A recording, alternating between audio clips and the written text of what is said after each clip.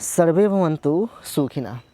प्यारे सहपाठियों, आप सभी का स्वागत है हमारे चैनल जॉब्स टीम पे। बहुत समय के बाद कुछ रीजंस थे जिसके कारण मैं वीडियो नहीं ला पा रहा था, तो वंस अगेन मैं आपके सामने आपके समक्ष उपस्थित हो चुका हूं और अब डेली ही वीडियो आएगा क्योंकि अपकमिंग एग्ज़ाम्स के लिए काफ़ी ज़रूरी वीडियोज़ होने वाले हैं और मैं अपने एग्ज़ाम्स में बिजी था। That's why I was not further updating the concept. Okay, first of all we will start our topics. अब हम लोग आज से देख रहे हैं हड़प्पा कालीन नगर के बारे में। ओके, तो हड़प्पा कालीन नगर की बात करें तो ये इसका विस्तार कैसे हुआ है, त्रिभुजाकार में हुआ है, लाइक दिस। ओके, त्रिभुजा आकार में हुआ है। कौन कौन से जगह हैं जहाँ पे इसके विस्तार हैं तो उसकी बात करेंगे।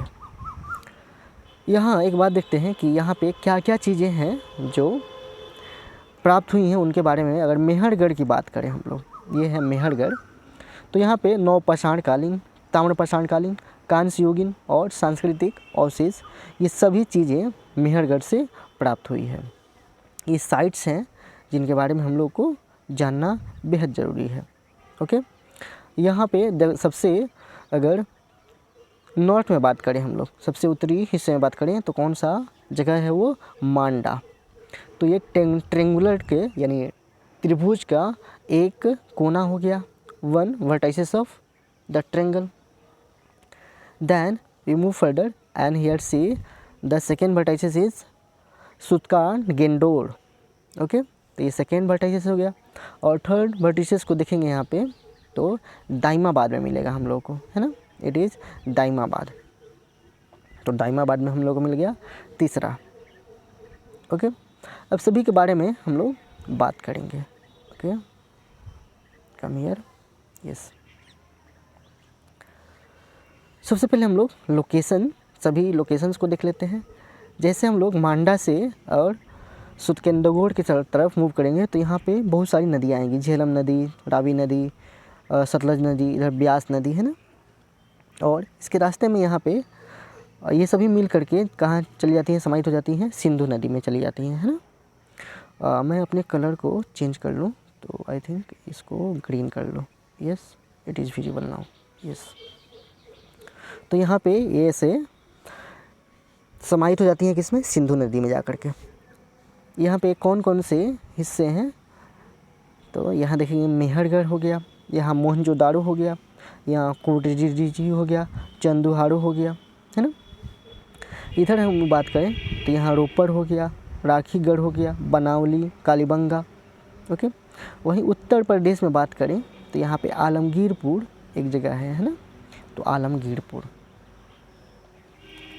फिर नीचे की तरफ मूव करेंगे हम लोग तो देखेंगे यहाँ पे लूनी नदी जो राजस्थान में है, उसके बहाव क्षेत्र में दिखते हैं तो धौलावीरा, सुरकोटदा, देसलपुर, लोथल, रंगपुर आदि जगह हैं। और वहीं जब हम लोग नर्मदा और तापी नदियों के फैलाव क्षेत्र में जाते हैं तो भगतराव, रोडजी, रंगपुर, लोथल, ये सभी साइट्स हैं। ओके, तो नदियों का लोकेशन भी याद रखना है ताकि आप लोगों को आसानी हो चीज़ों को याद करने में। ओके, यहाँ मांडा की बात करें तो उत्तर प्रदेश के मुजफ्फरनगर से 15 किलोमीटर दक्षिण में स्थित स्थल हड़प्पा सभ्यता का नवीनतम ज्ञात स्थल है। इस स्थल से टकसाल गृह यानी मिंट हाउस प्राप्त होने की पुष्टि हुई है। प्रथम बार किसी एक स्थल से अधिक मात्रा में स्वर्ण सिक्के मिले हैं तो वो कौन सा है, मांडी जगह है ना।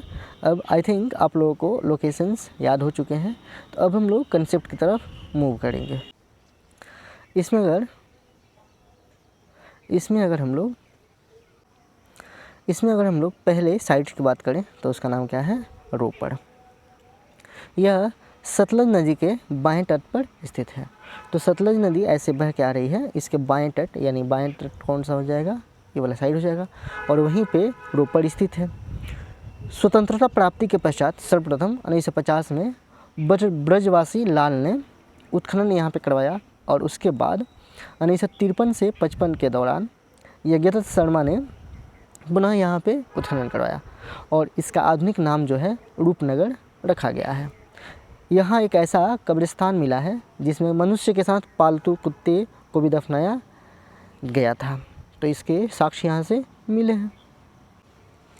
वहीं अगर बात करें हम लोग हड़प्पा की सेकेंड साइट की, तो सर्वप्रथम 1826 में जॉर्ज मेसन द्वारा रावी नदी के जो बाएं तट पे है, तो रावी नदी के बाएं तट पे है, वहाँ पे इसका उत्खनन करवाया गया था। क्षेत्रफल की दृष्टि से सिंधु सभ्यता का दूसरा सबसे बड़ा स्थल है। तो क्षेत्रफल की बात करें तो ये दूसरा सबसे बड़ा स्थल है। दुर्ग टीला को व्हीलर ने माउंट एबी नाम दिया, तो माउंट एबी के नाम से इसके दुर्ग किले को जाना जाता है। वहीं कब्रिस्तान की बात करें हम लोग, तो कब्रिस्तान जो है एच आकार की आकृति में है, जो विजातीय संस्कृति हेतु ऐसा दिखाया गया है। कब्रिस्तान को R37 के नाम से अंकित किया गया है। सामान्य आवास के दक्षिण में ये है और एक मूर्तिका में स्त्री के गर्भ से निकलता हुआ पौधा दिखाया गया है। कांसे का बैलगाड़ी भी यहाँ से प्राप्त हुआ है। तो ये सभी बातें हम लोग याद रखेंगे, क्योंकि जो स्त्री के गर्भ से निकलता हुआ पौधा है उसे पृथ्वी देवी के नाम से भी जाना जाता है। और कांसे का बैलगाड़ी यानी एक पित्तल से बैलगाड़ी बनाना उस समय एग्रीकल्चरल फॉर्म को दर्शाता है। ये हम लोग देखते हैं बनावली के बारे में। तो बनावली सरस्वती नदी के किनारे स्थित है। जल निकास प्रणाली का अभाव यहाँ पे था, यानी यहाँ पे ड्रेनेज सिस्टम नहीं बना हुआ था। जल निकास के साक्ष्य यहाँ पे नहीं मिले हैं और मकानों में अग्नि वेदिकाएँ भी मिली हैं, यानी हवन कुंड जो होता है उसकी प्रथा यहाँ पे प्रचलित थी। कालीबंगा की बात करें हम लोग, तो कालीबंगा का अर्थ क्या है, तो काले रंग की चूड़ियों से इसका मतलब है। घग्गर नदी जो प्राचीन नाम सरस्वती नदी के नाम से जानी जाती है, के बाएं तट पर ये स्थित था और शल्य क्रिया का प्राचीनतम साक्ष्य यहाँ से मिला है। जल निकास की प्रणाली का कोई स्पष्ट उल्लेख यहाँ भी नहीं मिलता है। भूकंप के सबसे प्राचीनतम साक्ष्य यहाँ से प्राप्त होते हैं। तो भूकंप के सबसे प्राचीनतम जो साक्ष्य हैं वो कालीबंगा से प्राप्त होते हैं। वहीं हम अगर जुते हुए खेत की बात करें, तो जुते हुए खेत के प्रमाण मिलती है यहाँ पे, जिसकी विशेषता है कि जालीदार जुताई का नमूना है और यहाँ फसल लगते थे। एक मिट्टी की लिंग व योनि का प्रतीक एक साथ बने हुए मूर्ति से प्राप्त जानकारी होती है। तो हम लोग देखते हैं मोहनजोदाड़ो के बारे में। मोहनजोदाड़ो का अर्थ क्या होता है, तो प्रेतों का टीला, यानी भूत प्रेत जो होते हैं उनका ये टीला है, मकान है। सिंधु नदी के दाहिने तट पे ये स्थित है। यहाँ पे सिंधु नदी ऐसे बह के आ रही है, तो दाहिना तट ये हो गया पाकिस्तान साइड का और वहीं पे ये मोहनजोदाड़ो का साइट है। यह क्षेत्रफल की दृष्टि से सबसे बड़ा नगर था और दुर्ग टीला को स्तूप टीला भी कहते हैं यहाँ पे, तो स्तूप टीला के नाम से इसको जानते हैं। किले को दुर्गकृत करने का साक्ष्य यहाँ पे नहीं मिला है कि इसको दुर्गीकृत किया गया था, यानी फेंसिंग किया गया था, ऐसा कुछ साक्ष्य नहीं मिले हैं। मलेरिया के साक्ष्य मोहनजोदाड़ो से प्राप्त हुए हैं, यानी मलेरिया रोग यहाँ पे लोगों को हुआ करता था, तो इसके भी साक्ष्य मिले हैं। वहीं अगर बात करें, किसी कब्रिस्तान का उल्लेख नहीं मिला है यहाँ पे और सामूहिक नर कंकालों का अवशेष मिला है। तो कब्रिस्तान नहीं मिला है, लेकिन नर कंकाल का सामूहिक रूप से पाया जाना यहाँ संभव हो पाया था। जॉन मार्शल ने विशाल स्नानागार को विश्व का आश्चर्यजनक जो है निर्माण बताया था कि लोग विशाल स्नानागार में स्नान करते हैं। वहीं पूर्वी टीले में एचार जो है क्षेत्र से कांसे की नर्तकी की मूर्ति पूर्णतः नग्न अवस्था में प्राप्त हुई है। तो जो नर्तकी होती है, डांसर्स होती हैं, उनकी नग्न अवस्था में मूर्ति मिली है। एक मुद्रा पर नाव का चित्रण भी यहाँ से प्राप्त हुआ है। फिर हम लोग बात करते हैं चंदुहाड़ो की। यह सिंधु के बाएं तट पर स्थित एक औद्योगिक शहर था, एकमात्र नगर जो दुर्गीकृत नहीं था। इसके अलावा बाकी शहर क्या थे, दुर्गीकृत हुए थे। मार्शल मैके ने मनके बनाने का कारखाना यहाँ पे खोजा था चंडूहारू में। एकमात्र स्थल जहाँ से वक्राकार ईंटें मिली हैं, यानी यहाँ से वक्राकार की ईंटें प्राप्त हुई है। ईंट पर एक बिल्ली का पीछा करते हुए कुत्ते के पंजों का चिन्ह भी प्राप्त हुआ है, यानी बिल्ली का पीछा करते हुए एक कुत्ता जो है उसके पंजे का निशान यहाँ पे प्राप्त हुआ है। देखते हैं यहाँ पे हम लोग धौलावीरा की। तो धौलावीरा का अर्थ होता है सफ़ेद कुआं, यानी वाइट जो वेल होते हैं उनकी बात करता है। गुजरात के कच्छ ज़िले में स्थित है ये धौला। इस स्थल की खोज 1967-68 में जगपत जोशी द्वारा की गई, जबकि उत्खनन का कार्य डॉक्टर रविंद्र सिंह बिष्ट 1990-91 में ये किया गया था। यह भारत का जो है बड़ा स्थल है और एकमात्र नगर है जो 3 भागों में विभक्त है। ये 3 हिस्सों में बटा हुआ है। मकान में कंची ईंटों का प्रयोग इस्तेमाल हुए थे। पॉलिशदार श्वेत पत्थर बड़ी संख्या में प्राप्त हुए हैं, इसलिए इसका नाम क्या है? यस, धौलावीरा। सिंधु लिपि के 10 बड़े अक्षर यहाँ सूचना पत्र के रूप में मिले हैं, तो ये भी बातें याद रखने वाली हैं। इसके बाद देखते हैं सुरकोटदा। गुजरात के कच्छ जिले में स्थित है। कब्रिस्तान में समाधान की नई विधि, कलश समाधान की विधि प्राप्त हुई है।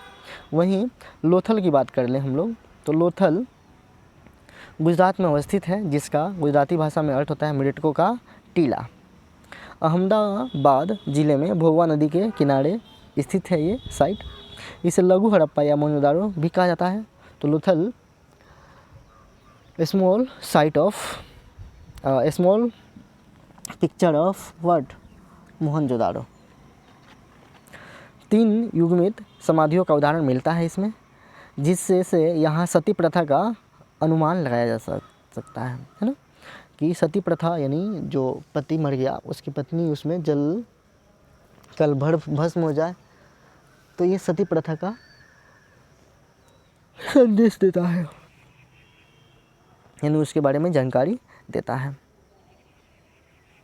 विश्व का प्राचीनतम जो है जहाज़ों की गोदी यानी गोड़ीबाड़ा मिली है यहाँ पे। वहीं यहाँ से चावल के अवशेष भी मिले हैं। बात कर लेते हैं हम लोग रंगपुर की। तो अहमदाबाद में स्थित सैंधव संस्कृति का उत्तर अवस्था का दर्शन मिलता है। यहाँ के अवशेष में न कोई मुद्रा मिली है, न ही कोई मातृ देवी की मूर्ति मिली है। धान की भूसी के ढेर के प्रमाण मिले हैं।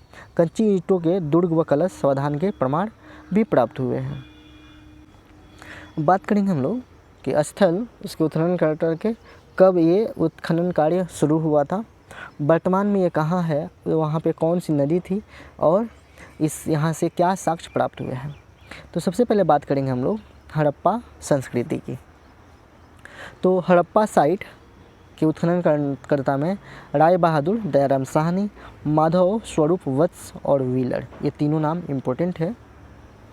1921 में राय बहादुर साहनी इसकी शुरुआत करते हैं। बाद में 1946 में इसमें माधव स्वरूप वत्स और व्हीलर का सहयोग प्राप्त होता है।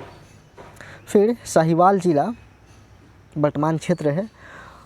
पश्चिम पंजाब जो पश्चिमी पंजाब है पाकिस्तान का हिस्सा, उसमें भी इसके फैलाव क्षेत्र हैं। रावी नदी हड़प्पा संस्कृति जो है रावी नदी के किनारे, हड़प्पा साइट रावी नदी के किनारे है। कान से गाड़ी यहाँ से मिला है। अन्न भंडार, पारदर्शी वस्त्र पहनने पर एक मूर्ति गरुड़ जो है उसका चित्रित मुद्रा है। कान से दर्पण मिला है। शंख का बैल मिला है और मछुआरे का चित्र मिला है। तो ये सभी हड़प्पा साइट से चीज़ें प्राप्त हुई हैं। वहाँ मोहनजोदारो की बात करें तो राखालदास बनर्जी और मार्टिन व्हीलर का नाम इसमें आता है। 1922 में उत्खनन कार्य शुरू होता है। लड़काना जो पाकिस्तान में है, सिंध प्रांत का, वहाँ से इसके ताल्लुक़ है वर्तमान क्षेत्र। सिंधु नदी यहाँ पे प्रवाहित होती थी, तो सिंधु नदी के किनारे मोहनजोदारो है। यहाँ पुरोहितों का आवास था। महाविद्यालय और विशाल स्नानागार थे। 16 मकानों का बैरक था। कांस्य की नग्न महिला मूर्ति प्राप्त हुई है। दाढ़ी वाले पुजारी की मूर्ति प्राप्त हुए हैं। चमकता हुआ बंदर का चित्र मिला है। एक श्रृंगी पशुओं वाली मुद्राएं प्राप्त हुई हैं। एक ऋतिक रोशन की मूवी आई थी मोहनजोदाड़ो। अगर कुछ बातों को समझना है तो वहाँ से आप लोग देख सकते हैं। उससे आदमी क्या करता है, हिस्टोरिकल चीज़ें को समझ पाता है ना, फिर चीज़ों को समझने में आसानी होती है। इसके बाद देखते हैं चंदुहाड़ों के बारे में।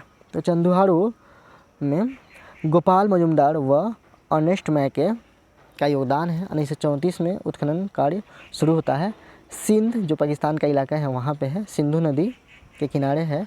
बिल्ली का पीछा करते हुए कुत्ते का साक्ष्य मिला है।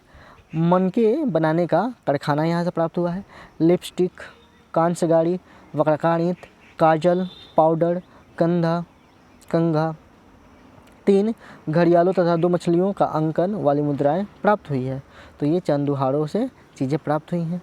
अब वही बात करते हैं हम लोग लोथल की। तो लोथल से जो चीज़ें प्राप्त हुई हैं उसको देखते हैं। रंगनाथ राव जो इसके उत्खनन करता थे, वहीं 1955 से 62 तक ये कार्य संपादित हुआ। अहमदाबाद यानी गुजरात राज्य में अहमदाबाद में इसके साइट्स हैं। भोगवा नदी के किनारे है। वृत्ताकार तथा चौकोर अग्निवेदिकाएँ प्राप्त हुई है। चावल व बाजरे के 2 मुँह हैं, राक्षस का अंकन भी प्राप्त हुआ है। तो चावल और बाजरे पर 2 मुँह हैं, राक्षस का अंकन है। फारस की मुहर प्राप्त हुई है। घोड़े की मृत मूर्ति, गोड़ या बाढ़ प्राप्त हुई हैं और 3 युग्मित समाधियाँ प्राप्त हुई हैं। पूर्ण हाथी दांत प्राप्त हुआ है और चालाक लोमड़ी का चिन्ह भी यहाँ से प्राप्त हुआ है। फिर बात करते हैं हम लोग कालीबंगा की। अमला नंद घोष और ब्रजवासी लाल जो हैं इसके उत्खनन कार्य में संलग्न थे। 1953 में और 61 में ये कार्य होता है। हनुमानगढ़ जो राजस्थान में है, यहाँ से इसके ताल्लुकात हैं। घग्गर नदी यहाँ पे प्रवाहित होती थी और घग्गर नदी के किनारे ये साइट्स हैं। जूते हुए खेत, लकड़ी की नाली, बेलनाकार, भूकंप के साक्ष्य, अग्नि हवन कुंड, अलंकृत ईस्ट, चूड़ियाँ के साथ साथ बोए हुए फसल बोने के 2 फसल साथ साथ बोने के साक्ष्य यहाँ से मिलते हैं। वहीं बनावली की बात करें हम लोग तो बनावली में रविंद्र सिंह बिष्ट का अहम योगदान है। 1973-74 में ये कार्य करते हैं यहाँ पे। हिसार जो हरियाणा का पार्ट है वहाँ पे इसके साइट्स हैं। सरस्वती नदी के किनारे यहाँ से जौ, मिट्टी का हल यानी खिलौना के रूप में, सड़कों पर बैलगाड़ी के पहिए का साक्ष्य, ये चीज़ें यहाँ से प्राप्त हुई हैं। वहीं रंगपुर की बात करें तो माधव स्वरूप वत्स यहाँ से संबंधित है। 1931 में यहाँ कार्य संपादित होता है, उत्खनन कार्य। अहमदाबाद गुजरात में ये साइट्स है। मादर नदी यहाँ पे है, मादर नदी है।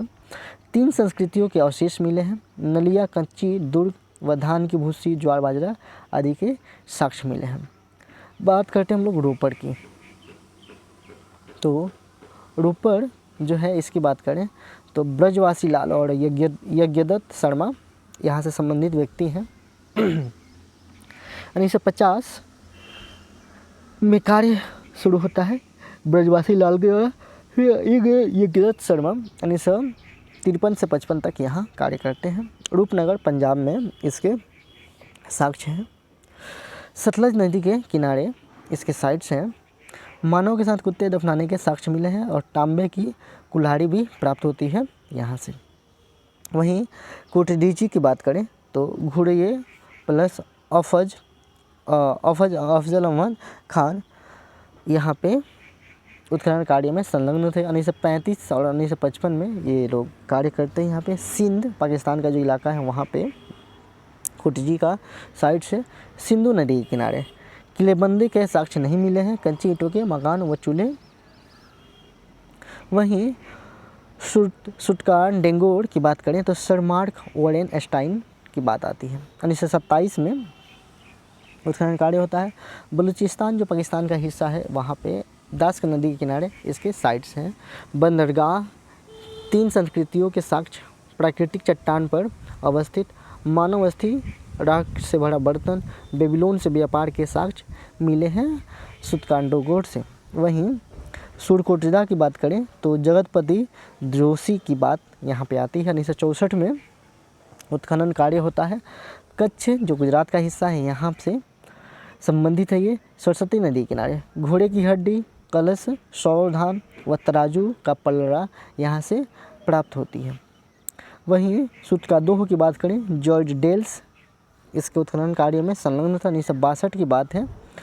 पेरिन बलूचिस्तान में जगह है, वहाँ पे शादी कौर नदी का नाम है और यहाँ शादी कौर नदी का नाम है। और कहाँ गया मैं, दो टीले जो हैं वो बर्तन के मृदुभांड मिले हैं यहाँ पे। वहीं मांडा की बात करें तो जगपत जोशी की बात आती है। 1982 में कार्य होता है। जम्मू में चेनाब नदी के किनारे चर्च, ब्लेड हड्डी के बनाग्र और मुहरे आदि मिली हैं।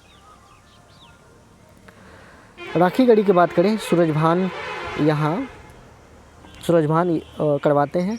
1969 में हिसार हरियाणा में यहाँ पे घग्गर नदी है। ताम्र उपकरण, हड़प्पा से युक्त लिपि और मुद्राएं मिली हैं। आलमगीरपुर की बात करें तो यज्ञदत्त शर्मा करवाते हैं 1958 में। उत्तर प्रदेश के मेरठ जिला में हिंडन नदी यहाँ पे है। मृदुभांड के बर्तनों पर मणि गिलहरी के चित्रकारी प्राप्त होते हैं। तो आज की वीडियो में इतना ही रखते हैं, अगले वीडियो में देखते हैं।